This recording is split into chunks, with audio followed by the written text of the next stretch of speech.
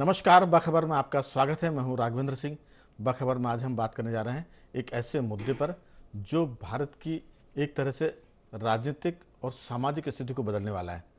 मामला है common civil code का, यूनिफॉर्म सिविल कोड का, यानी समान नागरिक संहिता का। एक देश और एक कानून का है। इसके चलते बहुत सारी दिक्कतें भी आएंगी और बहुत सारी चीज़ें एक तरह से ठीक भी होंगी। लेकिन बहुमुखी देश है, बहुत सारे धर्म हैं, बहुत सारी संस्कृतियां हैं, इसलिए ये सब चीज़ें लागू करना मुश्किल ज़रूर है। लेकिन अगर देश इस पर तैयार हुआ तो ये आसान भी है।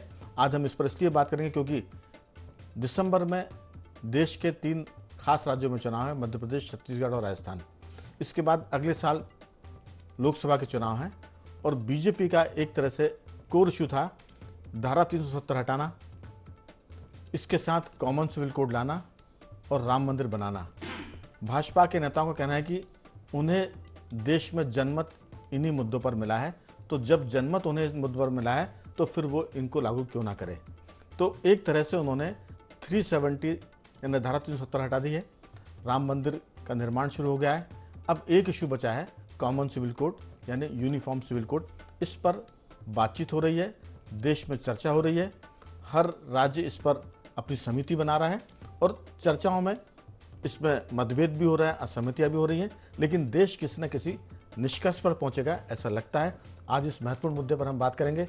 हमारे साथ स्टूडियो में चर्चा करने के लिए मौजूद है सामाजिक कार्यकर्ता कमल राठी और इसके अलावा स्काइप पर जुड़ेंगे वरिष्ठ पत्रकार साथी गौरव चतुर्वेदी, मध्य प्रदेश की वरिष्ठ पत्रकार जयश्री पिंगले जी, और इसके साथ साथ हमारे साथ जुड़ेंगे गाजी अब्दुल समद साहब। ये हमारे मेहमान होंगे जो इस पर बात करेंगे। लेकिन चर्चा शुरू करने के पहले हम सुनते हैं कि बीजेपी और कांग्रेस के नेताओं की इस पर क्या राय है। इसके बाद चर्चा शुरू करेंगे। पहले नेताओं के विचार। हम तो पहले से इस बात को कहते आए हैं कि इस देश में एक संविधान, एक नियम होना चाहिए। समान नागरिक संहिता आवश्यक भी है और महत्वपूर्ण भी है। आजादी के बाद कांग्रेस की सरकारों ने लगातार इस देश में इस तरह से अलग अलग वर्गों के लिए अलग अलग नियम बनाकर एकात्मता का जो सूत्र है उसके खिलाफ काम किया था। मेरा मानना है कि कॉमन सिविल कोड, समान नागरिक संहिता इस देश के लिए जरूरी और महत्वपूर्ण दोनों है। इससे निश्चित रूप से हर वर्ग को देश की मुख्य धारा से जुड़ने का मौका मिलेगा। हम सब लोग विरोध करेंगे और ताकत से विरोध करेंगे और मैं अपील करूंगा लॉ कमीशन के लिए कि लॉ कमीशन से तमाम देश के लोग जो कॉन्स्टिट्यूशन पर विश्वास रखते हैं, जिनको ये विश्वास है कि जो बाबा साहब का संविधान था वो बचा रहे, उसके लिए सबको आगे आना चाहिए। अकेले मुस्लिम कम्युनिटी ही नहीं, अदर देन कम्युनिटी को भी आना है। इसलिए हम लॉ कमीशन को रिक्वेस्ट करेंगे कि ये देश इसलिए जाना जाता है कि इस देश के अंदर विभिन्न धर्म के लोग विभिन्न परंपराओं के साथ अपना जीवन यापन करते हैं और ये देश का कॉन्स्टिट्यूशन है और इस कॉन्स्टिट्यूशन को कतई बर्बाद नहीं होने देंगे। तो हमने सुना कुल मिलाकर किस तरह से बीजेपी के मध्य प्रदेश के मंत्री हैं, कैबिनेट मंत्री विश्वास सारंग ने क्या कहा। उन्होंने कहा कि ये देश की ज़रूरी है। और कांग्रेस के विधायक, भोपाल से विधायक हैं आरिफ मसूद, उनका कहना है कि ये संविधान के खिलाफ है और हम पूरी ताकत से इसका विरोध करेंगे। और उन्होंने सभी के लिए इसका आह्वान किया कि सब लोग मिलकर इस मामले में आगे आए और विरोध करें। तो ये तो एक बात हुई, लेकिन कॉमन सिविल कोड के मामले में उत्तराखंड, गुजरात, हरियाणा, महाराष्ट्र, कर्नाटक में भी इसको लेकर प्रक्रिया शुरू हो गई है। उत्तराखंड जैसी प्रक्रिया मध्य प्रदेश में शिवराज सरकार अपनाने की तैयारी कर रही है। उन्होंने इसके लिए एक समिति बनाई है जो लोगों से बातचीत करके इसके बारे में एक प्रारूप करेगी तैयार, जो बाद में केंद्र सरकार को सौंपा जाएगा और इसी आधार पर देश भर में कॉमन सिविल कोड लागू करने की प्रक्रिया शुरू हो जाएगी। लेकिन इस प्रक्रिया के पीछे मामला राजनीतिक भी है, जैसा मैंने शुरू में कहा, और सामाजिक भी है। सामाजिक इसलिए कि कई सारे समाज इससे जुड़े हुए हैं। पहले तो अल्पसंख्यक की हम बात कर लेते हैं। अल्पसंख्यक बड़ा वर्ग है जो इसको लेकर असुविधा महसूस कर रहा है, लेकिन मुस्लिम अल्पसंख्यक के अलावा जैन समुदाय भी अल्पसंख्यक वर्ग में, बुद्ध भी आते हैं, इसके साथ साथ सिख भी आते हैं, ईसाई भी हैं और पारसी भी हैं। लेकिन अगर दीगर अल्पसंख्यकों को कोई दिक्कत नहीं है तो फिर मुझे लगता है कि जो अल्पसंख्यकों की दिक्कत है, जो मुसलमान समाज की दिक्कत है, उस पर सरकार उनसे बात करेगी और ऐसा लगता है कि जैसे राम मंदिर के मुद्दे पर कोर्ट के जरिए एक आम सहमति का वातावरण बना था, ऐसी बातचीत के जरिए सरकार कोशिश करेगी कि इस मुद्दे पर आम सहमति बने और चर्चाओं के बाद इसको लागू किया जाए। ये सबसे बेहतर विकल्प होगा बजाय टकराहट के। इसी पर हम चर्चा करेंगे। हमारे साथ राठी जी हैं और हमारे स्टूडियो में कमल राठी हैं और बाकी हमारे गेस्ट जुड़ चुके हैं। गाजी अब्दुल समद साहब जुड़ गए, इंदौर से जयश्री पिंगले पत्रकार साहब जुड़ गई हैं और गौरव चतुर्वेदी भी इंदौर से जुड़े हैं। आप सभी का बहुत बहुत स्वागत है। गौरव जी, चर्चा की शुरुआत आपके साथ। ये जो सारा मसला है, बीजेपी का ये कहना है कि उनको देश ने जनमत 3 मुद्दों पर दिया जो उसके कोर इशू हुआ करते थे। एक तो धारा 370 हटाने का मामला था, राम मंदिर का मामला था और यूनिफॉर्म सिविल कोड का मामला था। भाजपा के पास बहुमत है, उसके गठबंधन में भी लोग इसके में शामिल है कि ये काम होना चाहिए। अब देश में आम राय बनने की बात है और हमें लगता है कि जो चर्चाएं शुरू हो रही है वो कहीं ना कहीं देश में आम राय बनाने का हिस्सा है, क्योंकि जब चर्चाएं शुरू होती है तो पक्ष विपक्ष होता है, तर्क होते हैं, तथ्य होते हैं और उसके बाद सहमतियां बनती है, कुछ कम ज़्यादा करके। आपकी राय, ये मामला कितना ठीक है और कितना ठीक नहीं लगता आपको? राघवन जी, भारत विविधता भरा देश है और जो कानून सभी धर्मों के, अलग अलग धर्मों के कुछ बने हुए हैं, उनसे क्या किसी दूसरे धर्म के कानूनों पर कोई अतिक्रमण हो रहा है, वहां कोई दिक्कत हो रही है? अगर नहीं हो रही है तो सरकार हो या संगठन हो, उसे एक कानून लागू करना चाहिए कि पूरे देश में हम सभी धर्मों का सम्मान करते हुए उनके जो कानून बने हुए हैं उनका ईमानदारी पूर्वक पालन हो, वो ज्यादा बेहतर होगा। बनी बस यूसीसी लाने के, यूसीसी को लाया भी किस समय जा रहा है, किस समय बात की जा रही है, यह भी महत्वपूर्ण है। मध्य प्रदेश में आगामी समय में विधानसभा चुनाव होना है और ऐसे समय में वोटों का ध्रुवीकरण करने के लिए एक मंत्री द्वारा इस तरीके का बयान दिया जाना, 2.5 साल पहले क्यों नहीं इस मुद्दे पर बात की गई जब सरकार कांग्रेस की हटाकर भाजपा की बनी थी? समय भी देखना चाहिए। विवाद खड़े करने की बजाय विवाद को जितने शांतिप्रिय ढंग से अगर सुलझाया जाए वो ज्यादा बेहतर होगा। बनी बस इसके कि चुनाव के समय इस तरीके की घोषणाएं कर दी जाए। आपने बिल्कुल ठीक कहा, लेकिन मेरा एक सवाल ये भी है कि जब दोबारा से मोदी सरकार को बहुमत मिला था, हम 2019 की बात कर रहे हैं, उस समय जैसे 370 हटाई थी, राम मंदिर के मुद्दे पर बात हुई थी, 3 तलाक का मसला आया था, तब सदन में कांग्रेस की एक बड़ी नेता ने कहा था कि मोदी जी, आपको मैंडेट, आपको जनमत 5 साल के लिए मिला है, आप बहुत जल्दी में लगते हैं, इतनी जल्दी क्या है? 5 साल है, आराम से करिए, जो आपके कोर इश्यू हैं उस पर काम करिए। एकदम से आप सब कर लेंगे तो बाकी क्या बचेगा? तो ये भी एक बात है कि 5 साल का मौका उनको मिला है और 5 साल में वो कभी भी कर सकते हैं। जाहिर सी बात है कि जो पॉलिटिकल पार्टी वो बहुत चतुर होती हैं, बहुत चालाक भी होती हैं और उनको मालूम होता है कि कब किस बात के कहने पर वोट घटेंगे और कब किस बात के कहने पर वोट बढ़ेंगे। तो सियासत में तो लोग सियासत करेंगे, राजनीतिक जो लोग पार्टियां वो उसी तरह का काम करती हैं, चाहे वो बीजेपी हो, कांग्रेस हो, आम आदमी पार्टी हो, तमाम दल की हम बात करें। मैं लौटूंगा आपके पास।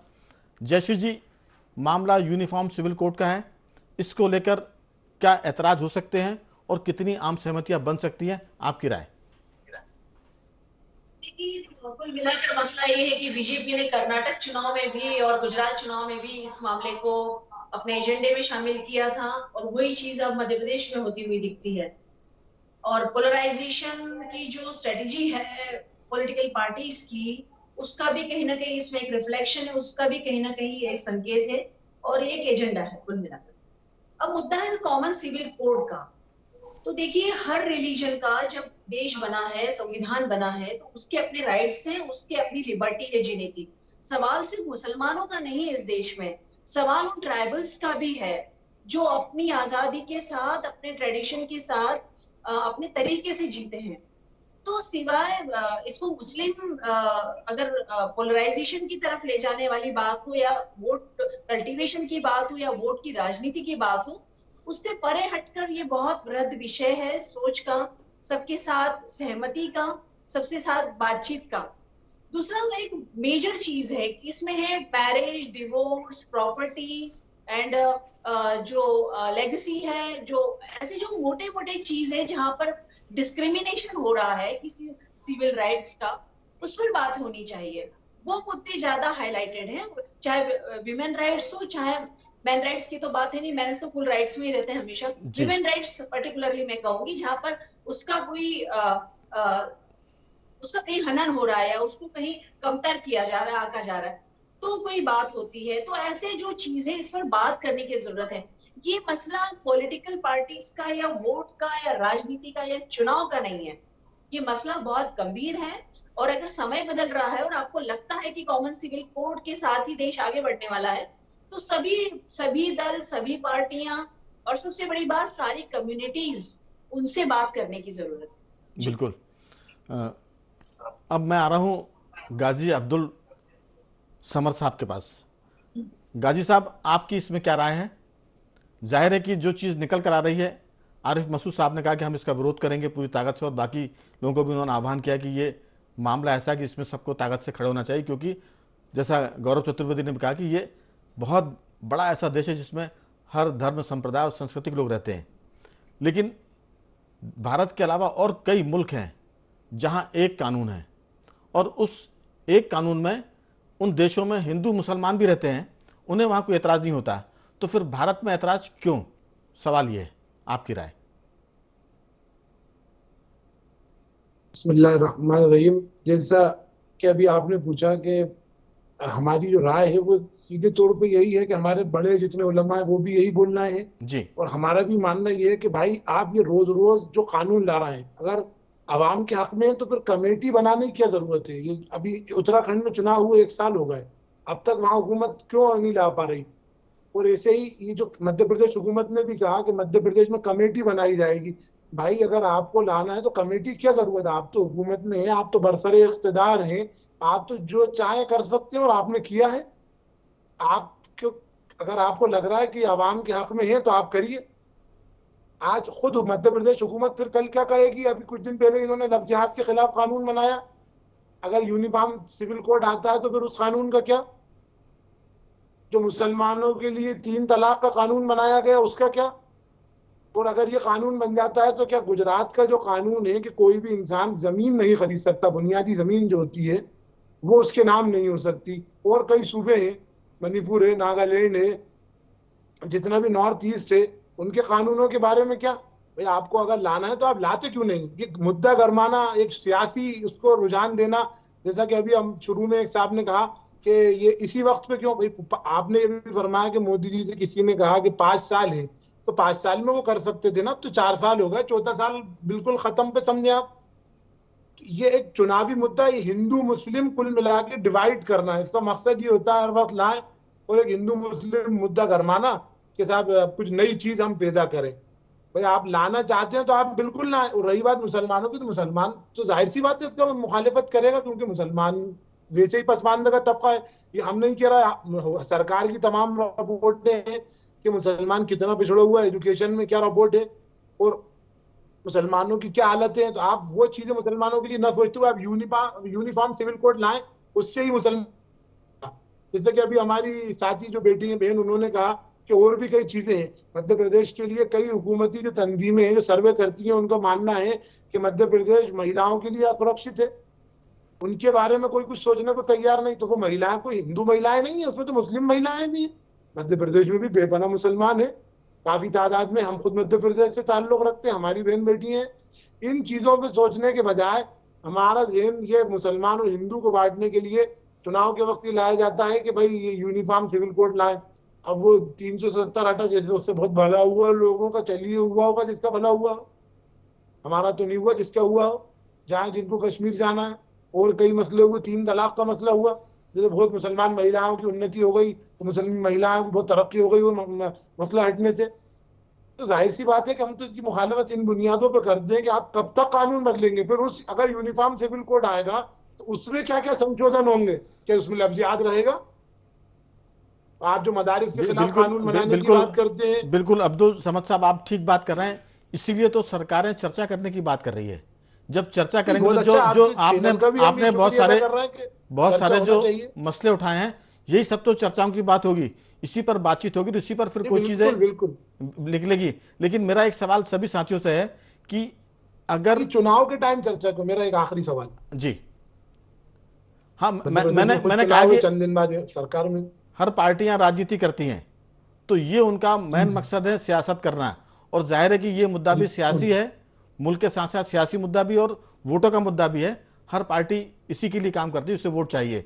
लेकिन मेरा एक सवाल सभी साथियों से है, वो ये कि देश में एक ऐसा सूबा भी है जिसे गोवा कहते हैं, वहाँ भी कॉमन सिविल कोड है, लेकिन वहाँ किसी को कोई दिक्कत नहीं है, वहाँ किसी मुसलमान को कोई दिक्कत नहीं है। इसके अलावा अगर हिंदुस्तान के बाहर की बात करें तो ऐसे कई मुल्क हैं जहाँ लोग जाना पसंद करते हैं, जहाँ जाने के लिए कोशिश करते हैं कि हमें उस देश की नागरिकता मिल जाए। वहाँ भी अपना एक कानून है, वहाँ भी कॉमन सिविल कोड है, लेकिन वहाँ ऐतराज़ नहीं होता है। सवाल यह है कि सिर्फ भारत में ऐतराज़ क्यों? उसी ऐतराज़ को ख़त्म करने के लिए मुझे लगता है कि कमेटियाँ बन रही है, लोग बातचीत करेंगे, जैसे गाजी समद साहब ने कहा, इस पर भी लोग बातचीत करेंगे, जैसा आरिफ मसूद कह रहे हैं, इस पर भी बात होगी, और इसके बाद कोई ऐसी चीज़ निकल कर आएगी जिसमें थोड़ा कम ज़्यादा करके चीज़ों को मुझे लगता है कि किया जाएगा, ऐसा हमारा मानना है। अब सरकार के दिल में क्या है, हुकूमत क्या सोचती है, वो अलहदा है।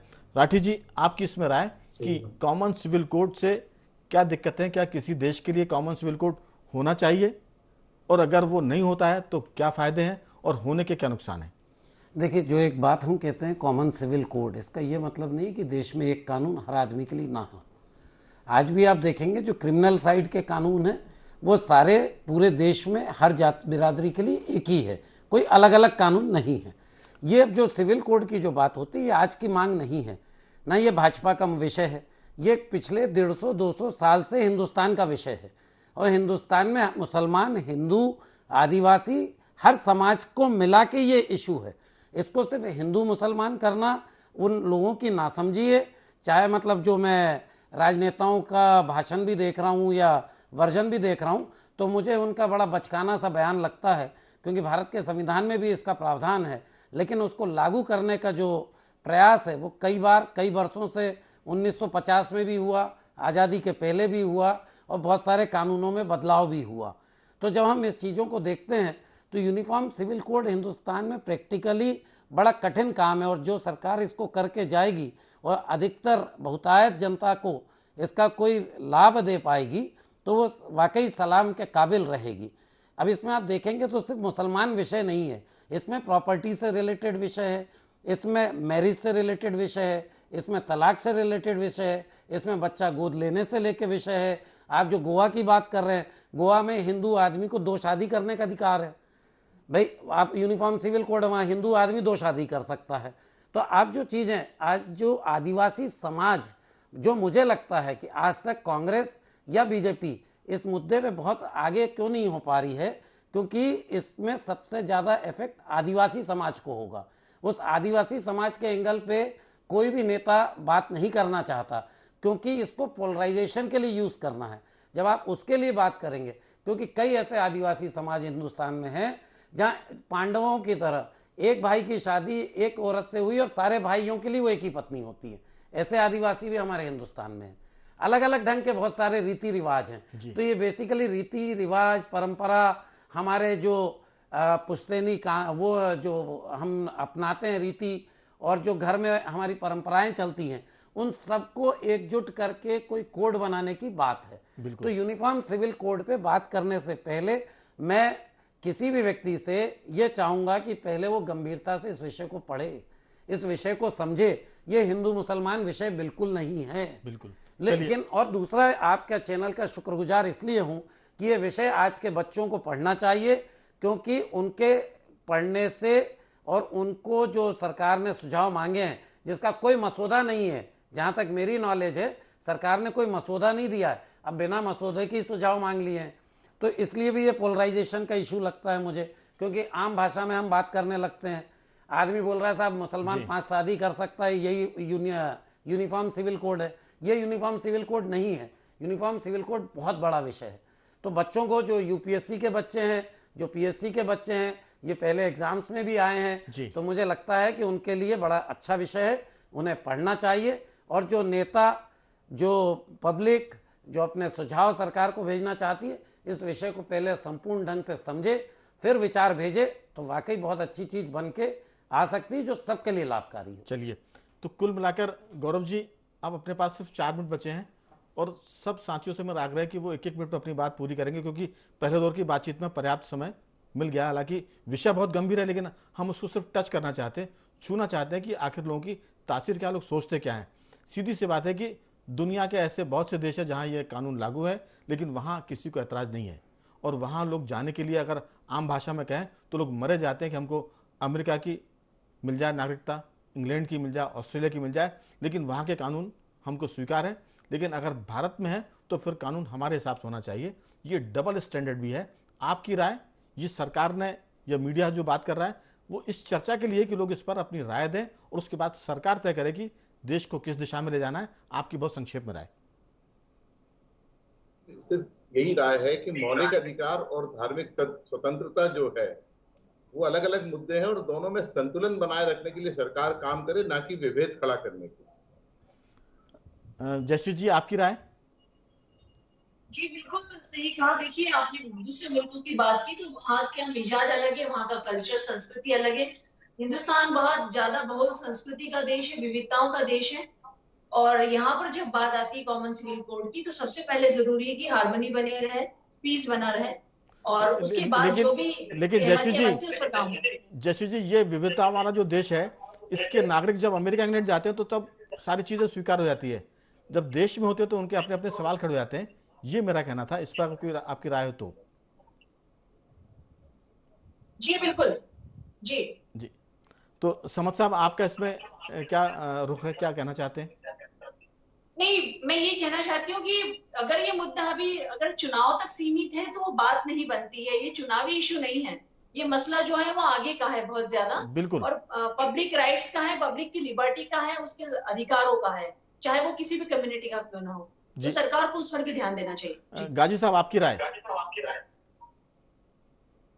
मेरी आधी बात तो अभी हमारी बहन ने बोल दी कि हमारा मुल्क कई तहजीबों का है, मुसलमानों में भी अलग अलग तहजीबें हैं, मुसलमानों के भी अलग अलग कल्चर बदल रहा है, केरला से लेके कश्मीर तक।